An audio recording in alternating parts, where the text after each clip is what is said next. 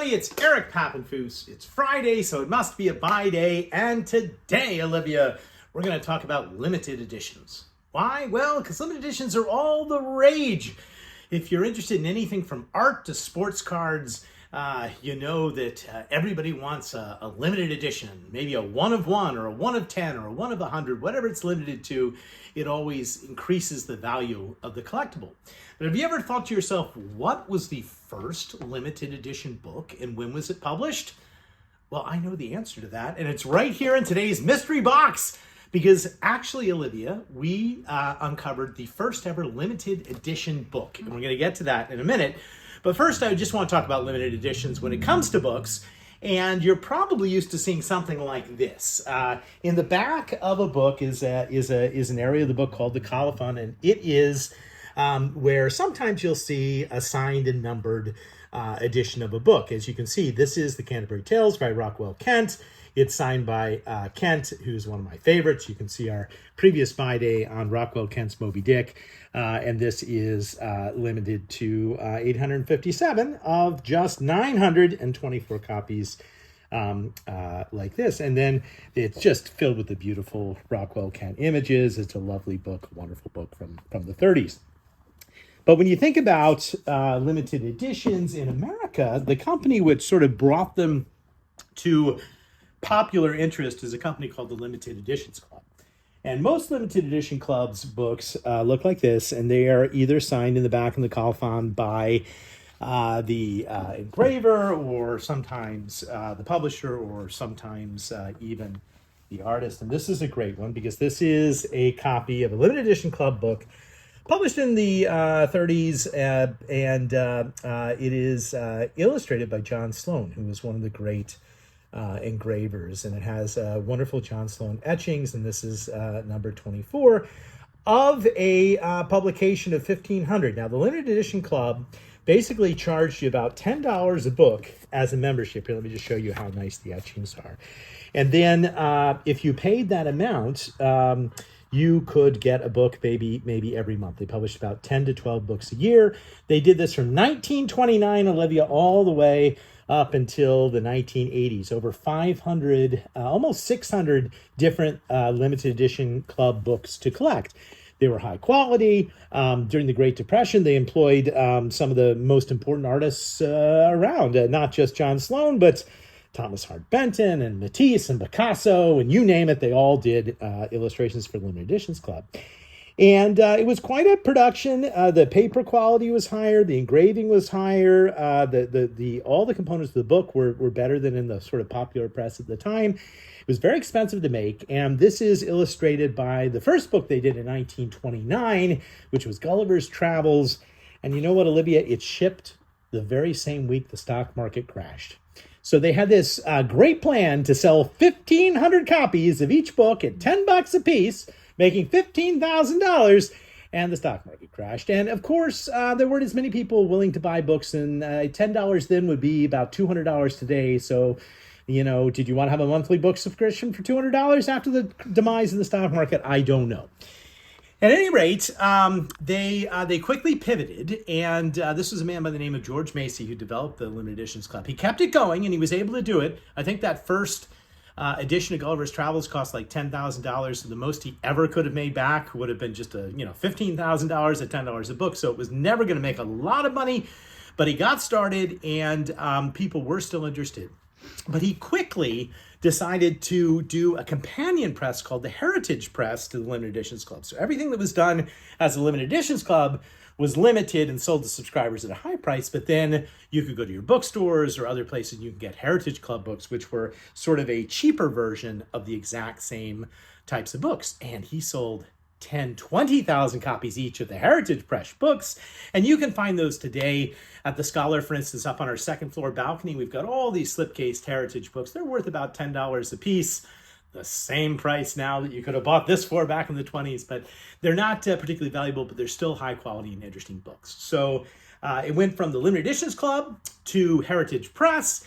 And then in the 80s, something happened. Basically, the original Founders Limited Edition Club had passed on. They sold the rights, and there were a few final, very fancy versions of limited edition club books. I brought one here that we have, and this is Borghes's great work, Fictions, and came in the slipcase. And basically what they did was they cut down the number of books that they were publishing, and they basically increased the price range. So these books started coming out for hundreds of dollars.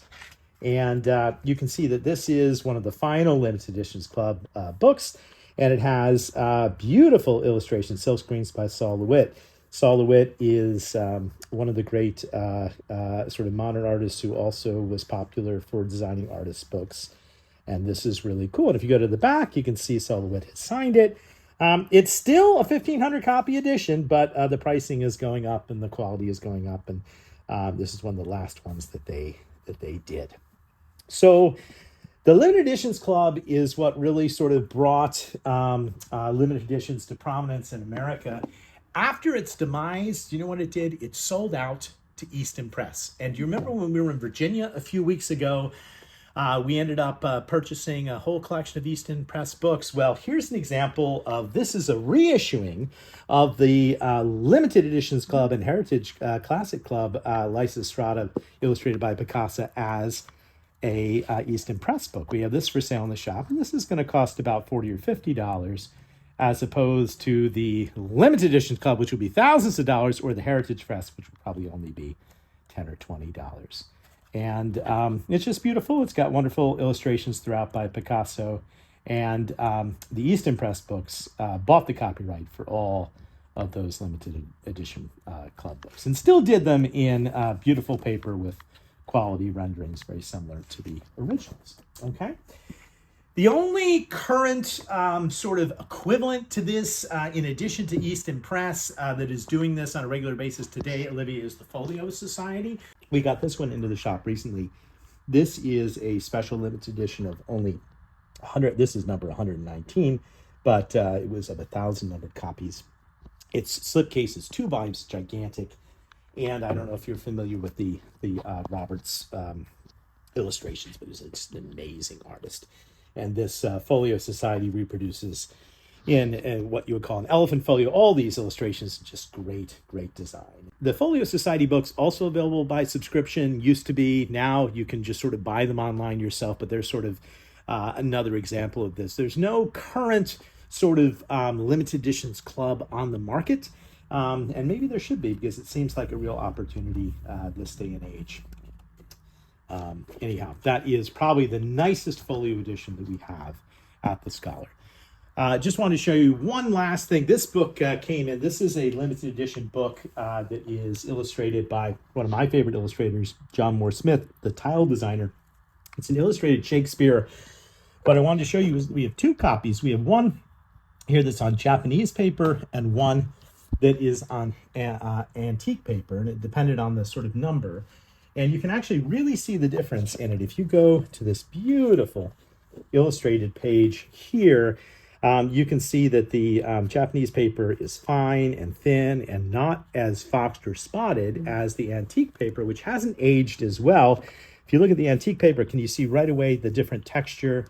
You can see the spotting, which is really the acidity of the paper sort of coming through. And so that was another technique used for limited editions. Sometimes you could get them on finer paper or less fine paper, depending on how much you wanted to pay. I told you Morris Smith was a tile designer. He did all those wonderful Shakespeare tiles.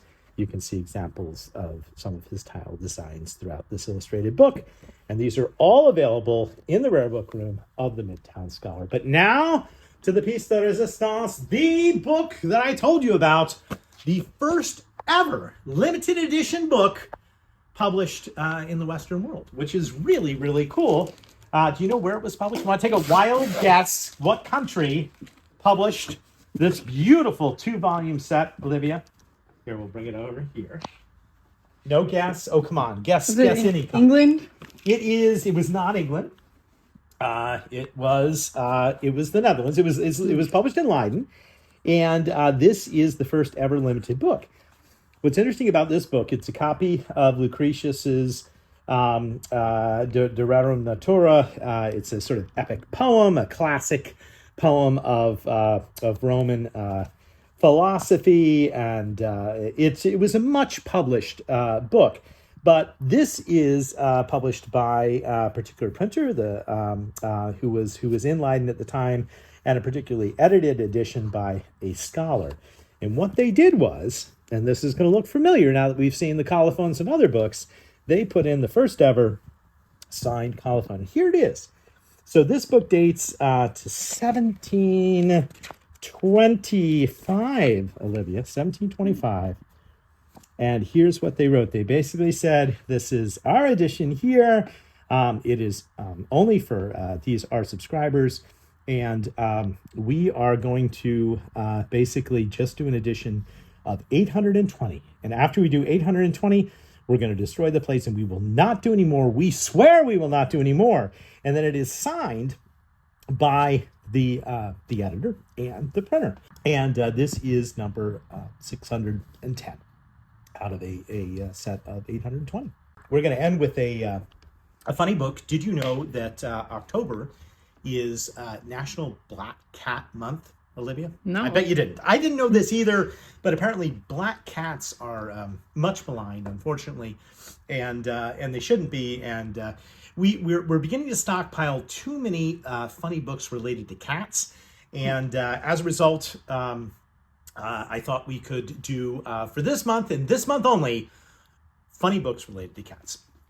And our funny book for this month is The Little Known Art of Cat Flexing. One thing you could do with your black cat. You know what cat flexing is? Well, it's a cat lover's guide to weight training using your cats. You can do it together because look, depending on what you're trying to exercise or what you're trying to do, just take your cat along with you and practice everything with cat flexing. Doesn't that cat look happy? I think it does. There's even guides for healthy nutrition and how to keep your cat entirely entertained as you cat flex left and right. Cat lunches. There you go, our funny book of the week. Well, thanks for watching.